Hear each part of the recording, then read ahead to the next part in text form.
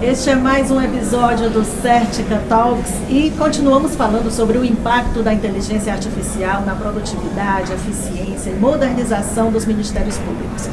Neste momento vamos apresentar os nossos convidados.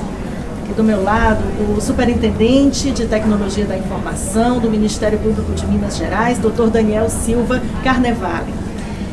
Aqui também o promotor de Justiça e coordenador de Tecnologia da Informação do Ministério Público de Rondônia, Dr. Jarbas Sampaio. Aqui conosco o promotor de Justiça e coordenador da Coordenadoria de Planejamento Institucional do Ministério Público de Minas Gerais, Dr. Rafael Henrique Martins Fernandes. E também o Gustavo de Paula, Country Manager da Certica AI Brasil, que vai me ajudar aí a conduzir esse bate-papo. Pessoal, já aproveito aqui para agradecer publicamente e formalmente a presença dos senhores. Eu estava ansiosíssimo para esse bate-papo, porque é a primeira vez que a gente conseguiu aqui no Enachic reunir um podcast com área de negócio e área técnica e mostrar um pouquinho dessa sinergia em busca de incremento ali de resultados da instituição Ministério Público hoje no Brasil. Então, pessoal, muito obrigado. Espero que os nossos ouvintes aí estejam acompanhando com muito afinco aqui essa rotina dos podcasts desses 2 dias. Doutor Jarbas, para começar, eu gostaria que o senhor falasse dos desafios, né? Quais são as principais barreiras que vocês enfrentam quanto à implementação da inteligência artificial?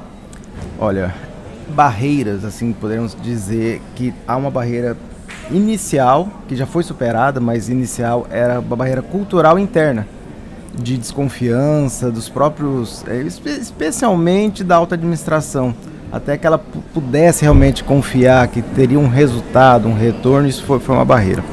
Após isso, a gente passou a também ter uma barreira até mesmo de contratação, por ser algo muito novo. E o serviço público é algo bem burocrático, e tem que ser burocrático, né? Por questão de segurança, questão de confiabilidade, tem que ser burocrático. Então nós estamos vencendo essa segunda barreira agora, com a questão de contratação, mas fato é, primeira premissa é que a alta administração, pelo menos que a gente vê aqui num encontro como esse, se convenceu que a inteligência artificial é uma realidade. Pronto. Inescapável, que vamos ter que implantar. Agora, o como, a gente está trabalhando nesse como. Já dá para falar para a gente de alguma iniciativa de sucesso que está em andamento? Sim, bom dia, é um prazer estar aqui no Certica Talks com vocês. No MP de Minas Gerais, nós temos já a partir de uma plataforma que foi criada, né, para a tramitação do serviço finalístico, né, dos processos finalísticos, que é o MPE, foi acoplado ao MPE, né, uma ferramenta chamada Nemesis, que depois acabou sendo aperfeiçoada. A Nemesis, ela oferece uma automação no oferecimento de denúncias a partir da leitura dos boletins de ocorrência, que em Minas Gerais, né, são denominados REDs. Isso é usado essencialmente para casos de maior simplicidade, mas isso resolve uma das grandes dores do promotor na ponta, porque a grande maioria dos casos com os quais o promotor e suas equipes se deparam são casos de menor complexidade.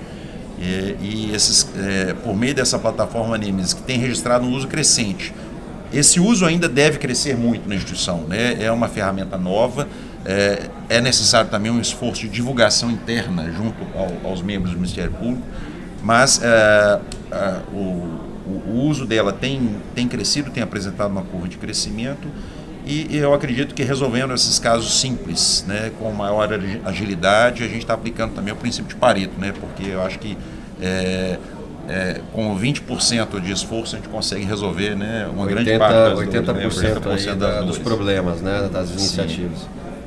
Isso aí. Doutor Daniel, o senhor que é especificamente da área de tecnologia da informação, como é que é feita essa capacitação, esse treinamento dos membros do Ministério Público? Pois é, esse é um problema que a gente precisa enfrentar, né? Na verdade, a TI, a gente como área de tecnologia, a gente não entra muito no detalhe da capacitação institucional.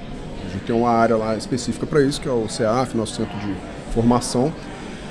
Desde o ano passado eu tenho falado muito nos eventos que eu participo sobre a questão da capacitação em tecnologia para as áreas finalísticas, porque a gente ainda vê que a capacitação é muito voltada para o direito. e você não vive mais o direito sem tecnologia, minimamente, né? Não tem nada que se opere no direito hoje que você não use tecnologia, praticamente nada. Então, eu tenho falado sobre isso, inclusive internamente. Esse ano talvez a gente faça, dentro do nosso planejamento, é o seguinte: nosso procurador-geral ele tem uma meta de implementar a IA na instituição inteira. Isso foi uma plataforma dele aí quando ele era candidato e tal. E a gente conversou já com a Copli, o Dr. Rafael. Nós desenhamos um planejamento para a implementação de IA dentro da instituição. Temos algumas iniciativas já implementadas, mas, igual o Dr. Rafael disse, crescente ainda, incipientes, vamos dizer, em pequenos nichos. Mas a partir desse planejamento que a gente fez, dentro dele a gente está incluindo a capacitação e essa questão toda de comunicação também. O pessoal tem uma dificuldade aí, tem um receio, a maioria do pessoal tem receio. Há também o receio de uma substituição, quem sabe? Eu acho que também entra nesse parâmetro aí. Tudo isso entra, mas são mitos, na verdade, né? Porque a IA ela vem como uma grande ferramenta de apoio para potencializar, né, a nossa atuação e liberar as nossas capacidades para que a gente possa cada vez mais, tanto o promotor quanto a sua equipe de apoio, terem uma atenção maior para situações mais complexas, para novas estratégias de atuação. Né? Então, acho que a grande entrega que a IA faz no primeiro momento é de tornar rotinas massivas execuíveis num prazo muito menor, e isso tem um alinhamento pleno com o planejamento estratégico da instituição. No caso do Ministério Público de Minas Gerais, a gente tem 5 valores, né, 5 valores que norteiam a atuação da instituição.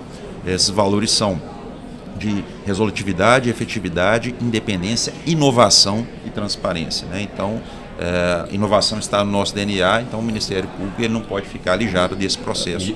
E eu consigo pensar aqui facilmente em aplicação da IA nesses 5 pilares, né? Então a gente consegue aqui já imaginar a alocação, por exemplo, em transparência, né? Eu acho que é um grande aliado para trazer a transparência, que é um dos pilares dos mais importantes da nossa justiça. Doutor Jarbas, o senhor falou aqui do início aqui das barreiras, de mitos, a falta de conhecimento, mas hoje IA já é uma realidade na justiça brasileira? Sim. É uma realidade, acho que não tem mais como sair disso. O problema está sendo a vontade. A vontade não está tendo um descompasso da vontade com a realidade. Todo mundo quer para ontem, quer para logo, assim, especialmente a alta administração. E isso tem que ser com um pouco mais de cuidado. Penso eu que essa questão da velocidade, ela esbarra também, tem que fazer algo seguro. Não é possível a gente, no Ministério Público, como guardião de dados sensíveis, guardião de resultados para a sociedade, fazermos coisas também sem pensar. Então, assim, por isso que talvez todos os Ministérios Públicos comecem devagar, de forma inicial, fazendo muitos testes para realmente avançar de forma segura, para não ter que retroagir em algo e criar algum tipo de dano, né? Então, em Rondônia, até o Dr. Rafael estava falando, essa questão de entrega, de casos massivos, é isso que a gente também priorizou. A gente quer primeiro atacar coisas repetitivas, de baixo valor, que ocupa muita mão de obra. Um exemplo clássico disso é transcrição de vídeo. Não é possível eu gastar horas de um promotor de justiça para transcrever vídeos, já que tem baixo valor a atividade. Uma IA faz isso de forma excepcional e libera o promotor. Existem ministérios públicos, então, né, nós começamos por aí, porque a gente achou que era algo realmente grande dor, para falar um termo aqui da TI, né? Uma grande dor de todos nós, desde o estagiário até o procurador de justiça. Por quê?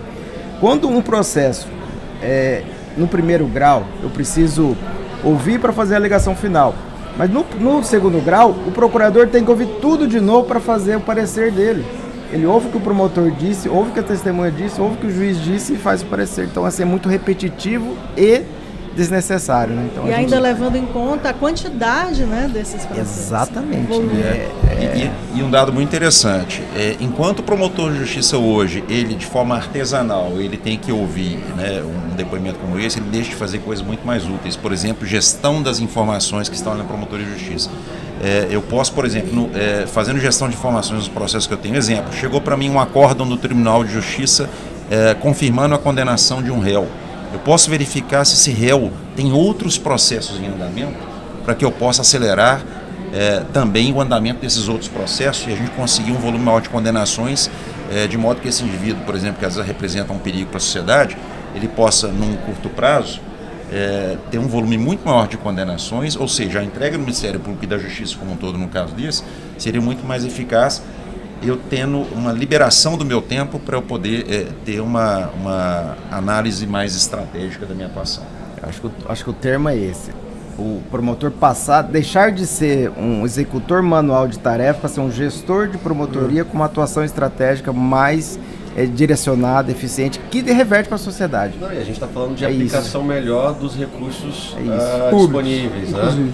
A gente fala de necessidades ilimitadas, recursos super limitados. Né? Exatamente. E não é inteligente da nossa parte alocar um recurso tão específico, tão caro, não em termos de valor, mas importante para a sociedade brasileira, para fazer uma tarefa repetitiva. Né? Eu acho que não é muito inteligente da nossa parte.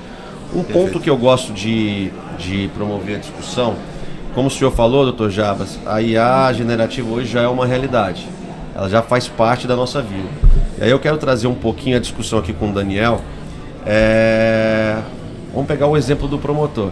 Ele vai usar a IA, faça chuva, faça sol no teu dia a dia. Porque sozinho ele não vai conseguir recursos disponíveis ali, porque eles são super limitados, para dar conta ali do volume de processos que passam por ele. Acho que foi o Dr. Paulo, que é o PGJ aqui do Maranhão, passou aqui hoje falando que no Maranhão cada promotor recebe mais ou menos 200 processos semanais. Então é um volume assim absurdo. Então a visão que eu tenho o MP já usa a ferramenta no seu dia a dia, o promotor já usa a sua ferramenta no seu dia a dia. Porém, às vezes a gente vê alguns MPs, algumas instituições ainda aquém na adoção de uma forma institucional, com uma estratégia muito clara de como ela vai ser adotada e quais dores ela resolverá de acordo com as prioridades e objetivos estratégicos de cada instituição. Daniel, qual que é a tua opinião sobre a aplicação e a adoção individual, personalista ali por um promotor, de uma adoção institucional de acordo com uma estratégia institucional? Primeiro ponto, eu já tinha comentado a questão da segurança dos dados. Então, assim, eu estou usando pessoalmente uma ferramenta, eu contratei uma plataforma qualquer dessas aí, eu estou enviando os dados que são institucionais para essa plataforma sem um critério. Né? Então, esse descontrole aí já começa pelo uso próprio pessoal. Lá no MP, das informações que eu tenho, até pelo meu coordenador, ele é promotor de justiça também, está muito próximo dessa questão lá, ele tem percebido que o volume, vamos dizer assim, o pessoal que está usando é poucos promotores na representação do total, é uma parcela pequena, mas estão usando a tecnologia de forma pessoal com muita voracidade, assim. Então os caras estão fazendo tudo, usando, sem muito essa percepção dos riscos. Os caras estão usando, falam assim, cara, está resolvendo minha vida, eu vou usar. Mas essa questão de risco, do tratamento dos dados, do que você está mandando para a nuvem, se aquilo é sigiloso ou não é, se um dia isso vai vazar em alguma plataforma aí, a gente não sabe, né? Então não há essa percepção ainda, e isso eu acho que precisa ser construído dentro da instituição.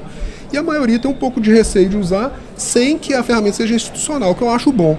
Porque o promotor fala assim, cara, eu quero usar, mas eu quero também um resguardo da instituição, que eu vou usar isso com uma certa segurança. Perfeito. E não vou fazer vou fazer uma besteira aqui.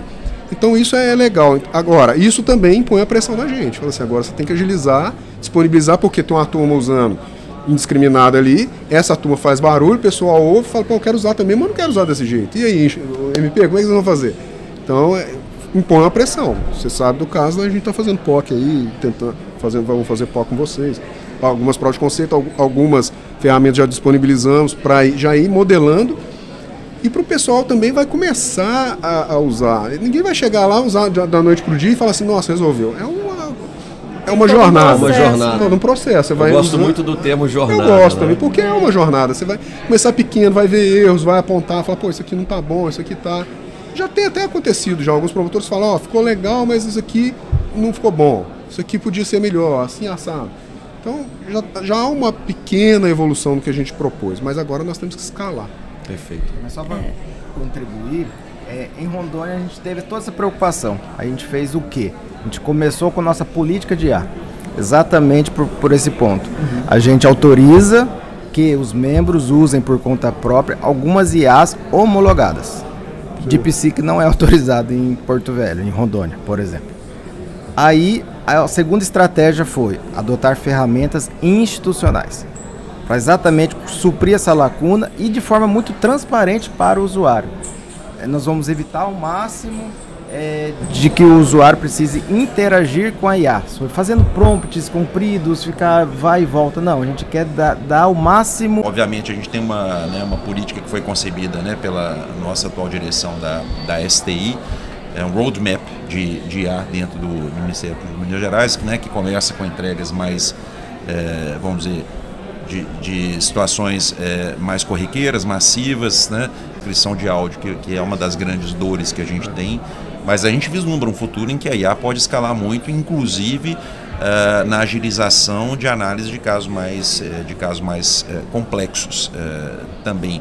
Obviamente, isso tem que ser tudo feito de uma forma muito criteriosa e sem perder de vista a IA como uma ferramenta de apoio. Acho que o objetivo da IA para o operador do direito, vamos dizer, ela vai fazer ela vai mastigar para nós, vai costurar a jogada e nos deixar na marca do pênalti para que a gente possa definir com assertividade e marcar o gol, né?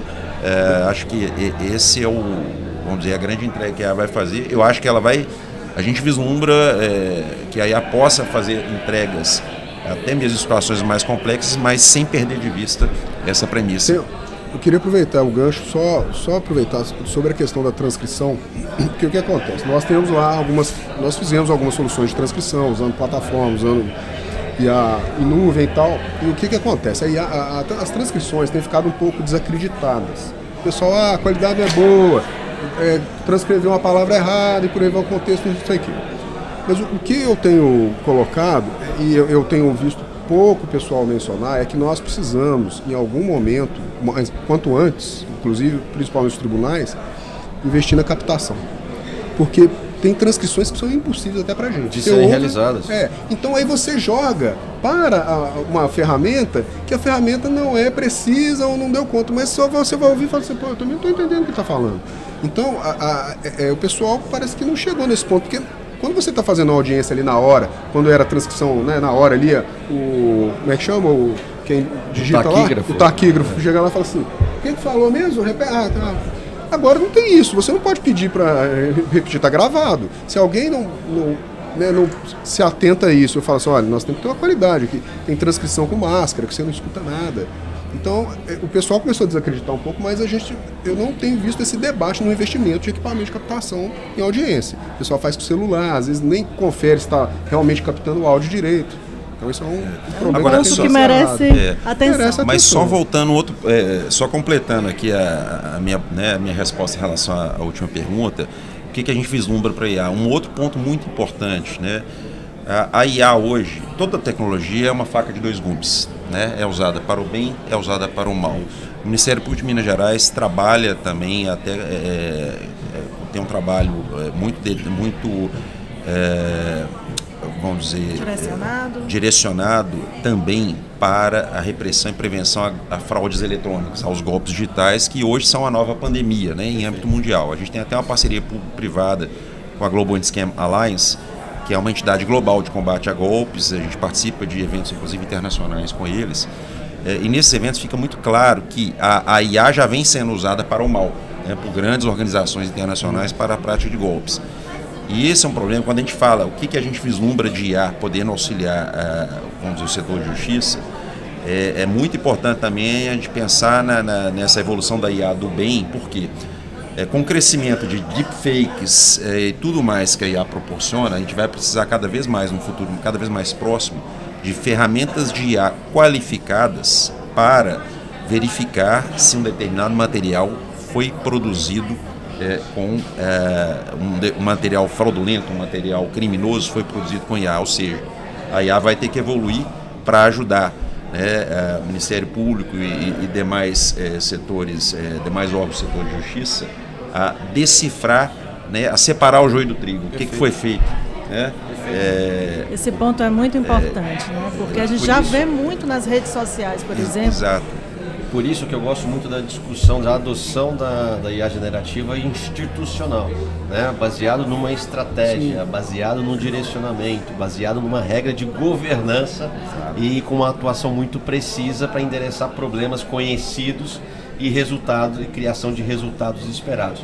Para mim existe né, para mim, né, conceitualmente, existem ofertas do mercado, aí falando de ofertas aí de outras empresas, enfim, de uma oferta de ferramentas de LLM para a pessoa física, né, que é o que o Daniel comentou, que são usuários que veem o benefício da adoção da ferramenta no seu dia a dia e usam ali de forma indiscriminada, e existem instituições que percebem o risco que essa prática pode trazer em compartilhamento, principalmente de dados sigilosos, dados que não podem ser divulgados, enfim, por N motivos com a internet, né? E a comparação disso com uma instituição, uma estratégia institucional muito bem implementada e com resultados diretamente proporcionais e muito visíveis a serem recrutados, né? Então quero deixar esse alerta aqui para vocês que estão nos ouvindo. Eu acho que a mesa aqui concorda bastante. E eu quero voltar aqui, pessoal, no Pareto que o Dr. Rafael comentou muito bem, práticas que demandam ali 20% da energia, de tempo, investimento em tempo, energia e recursos, que podem resolver ali o dia a dia, por exemplo, de 80% dos volumes do dia a dia ali do servidor. E eu acredito muito que uma das grandes missões aqui da Certica, que é compartilhada com o MP, é ter ali o ser humano, o cidadão, a sociedade onde a gente está inserido, como o principal beneficiado dessas estratégias adotadas. Então eu queria jogar aqui uma discussão, como é que vocês pensam em adoção de práticas simples, o Dr. Rafael já deu um exemplo aqui, estender isso para o Dr. Jabas, práticas simples de adoção de IA que podem resolver um problema que é caro ali para a sociedade em relação a tempo de processamento ali dos seus atos jurídicos. Eu acho que o tempo é o fator determinante. Assim, a IA fazendo tarefas repetitivas, vou dar um exemplo. Sugerindo minutas na violência doméstica. Em Porto Velho nós temos, acho que a maior taxa de feminicídio do Brasil, nós temos as maiores taxas de congestionamento de processos de violência doméstica. E está tornando-se assim, extremamente complicado escalar promotores, promotorias para dar vazão à quantidade de feitos. E os feitos da violência doméstica, é importante que se diga, juridicamente ele não é complexo. É simples. É uma ameaça, é uma lesão corporal. Escala para até o feminicídio, mas é menos. Mas o basicão é o quê? Ameaça e lesão ou uma vias de fato. Isso é muito simples de ser feito, mas o volume é gigantesco. E a cada vez que o promotor ele fica envolvido fazendo coisas mais simples, ele não atua no macro, não atua no coletivo, que é políticas públicas. Exato. Porto Velho, a gente tem lá, hoje nós temos 4 promotores, estamos indo já para o 5º, porque não conseguimos dar vazão ao judicial para fazer sobrar tempo para a gente atacar o que precisa, que é o coletivo. Política pública, acolhimento de vítima, nós temos lá tudo, mas precisamos mais. E com a IA, penso que sobra mais tempo para isso. Isso é um dos exemplos. Execução penal. Execução penal é algo muito repetitivo e também muito objetivo. A pessoa tem tempo de pena, ele tem as flags lá, os marcadores, hediondo, não é hediondo, tal. Mas quando chega o indulto, despenca na mesa do promotor 2.000 processos. Como que ele faz com aquilo? E um detalhe, geralmente os decretos de indulto eles têm uma quantidade absurda de regras de negócio. São inúmeras as situações, cada situação ela vai levar, né, a um cálculo diferente para se verificar se o indivíduo faz jus ou não ao indulto. Então, a IA nesse caso, por exemplo, né, que representa uma demanda sazonal enorme para uma promotoria, ela pode atacar essa questão aí com, né, uma facilidade tremenda e uma redução enorme, né, de custo, né? Doutor Daniel, alguma consideração final? A consideração é que nós estamos numa jornada só de ida, não tem volta. Essa aí é só caminhar para frente e evoluindo. E provavelmente no próximo Enastic vocês já têm muitas outras experiências para relatar para a gente. Inclusive, já muitas outras aí, soluções. certamente. E aplicações, né? Aplicações com resultados já colhidos. Daqui um ano vai ser bem... vai ser puxado, né, Daniel? Vai ser bem só uma consideração para a gente encerrar, que mostra também essa mudança de conceito, né? De tecnologia, que não passa só a ser meio, passa a ser ali discussão do fim também, da atuação, da missão ali da instituição. A gente está falando aqui de projetos com resultados muito impactantes e com tempo de adoção muito rápido também, né? Anteriormente aqui estava o Dr. Sidhu, que tem um caso muito emblemático de adoção de uma ferramenta de transcrição, e a gente está falando de um prazo de adoção, de implementação dessa ferramenta de 4 semanas. A gente não está falando de 4 anos, a gente está falando de 6 meses, a gente está falando de 4 semanas, em um mês foi feito ali a contratação, a implementação, e os resultados já começaram a aparecer. Então, pessoal, deixo aqui todos vocês que estão ouvindo, procurem o MP Rondônia, procurem o MP de Minas Gerais, porque a gente tem aqui vários casos aqui de aplicação de tecnologia. Esses MPs estão na vanguarda de adoção dessas tecnologias e os resultados já começaram a aparecer, e nós temos, como cidadão, a gente tem muito orgulho de estar com vocês nessa jornada. E obrigada por compartilhar conosco. Nós agradecemos. Obrigado.